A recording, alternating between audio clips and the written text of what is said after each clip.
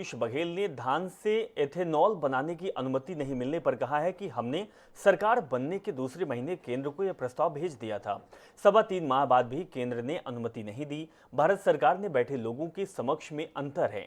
हमें गन्ना और मक्का के लिए अनुमति मिली, लेकिन धान से एथेनॉल बनाने की अनुमति नहीं दी गई। एफसीआई ने जो चावल पड़ा है उसे केंद्र 32 रुपए के चावल को 22 रुपए में देने के लिए तैयार है। धान के एथेनॉल का रेट तय होना चाहिए, जो अब तक भारत सरकार ने तय नहीं किया है। केंद्र सरकार उनकी चावल की अनुमति देने की बात करती है, लेकिन इससे किसान, राज्य और सरकार, केंद्र सरकार तीनों को नुकसान होगा। सीएम भूपेश बघेल ने रेलवे यात्री और ट्रेनों के फेरों में कमी और ट्रेनें रद्द किए जाने पर कहा है कि इससे यात्रियों को परेशानी हो रही। बिलासपुर जोन सबसे ज्यादा रेवेन्यू देता है, इसके बावजूद यात्रियों की सुविधा रोकी जा रही है। भाजपा द्वारा बूथों वार हिंदू, मुस्लिम, सिख, ईसाई का सर्वे किए जाने पर सीएम बघेल ने कहा है कि छत्तीसगढ़ के विधायकों की टिकट काटने का फैसला भाजपा नेतृत्व ने कर लिया है। अब सांसदों को कैसे निपटाना है, इसका रास्ता ढूंढ रहे हैं। देखिए, हमारा तो 3 साल से पुराना प्रस्ताव है, 3.25 साल हो गया। जब से हमारी सरकार बनी है तो दूसरे महीने ही मैंने प्रस्ताव भेज दिया था कि हमको धान से इथेनॉल बनाने की अनुमति दी जाए। भारत सरकार में बैठे हुए लोगों के साथ जो समझ में जो अंतर है वो ये है कि वो चाहते हैं पैरा से बनाएं, भूसा से बनाएं, उसके बाद फिर गन्ना और मक्का से भी अनुमति मिली।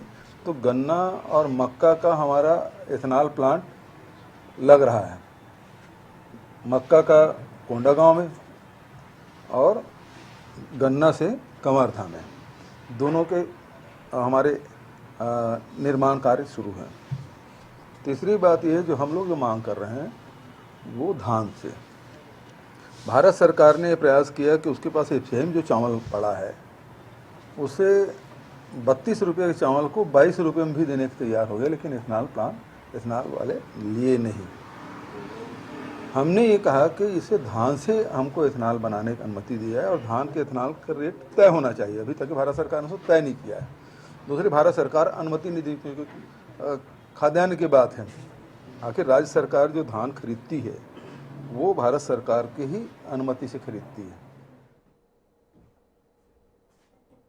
यात्री गाड़ी को उस प्रकार से रोक दिया गया है। भारत सरकार की ओर से रेलवे विभाग की तरफ से खंडन भी आया था, जबकि वास्तविकता ये है कि जितने भी हमारे पैसेंजर ट्रेन हैं सबके जो फेरे हैं उसको कम कर दिया गया था और बहुत सारे ट्रेन हैं उसे भी रद्द कर दिया गया, 1 महीने के लिए रोका गया था। इससे निश्चित रूप से यात्रियों को बहुत परेशानी होगी। इससे रेल को जो हमारे खासकर बिलासपुर जोन है वो सबसे ज़्यादा रेवेन्यू देने, पूरे देश में सबसे ज़्यादा रेवेन्यू देता है, वहाँ यदि यात्रियों की सुविधा को भी रोका जाएगा तो गलत बात है।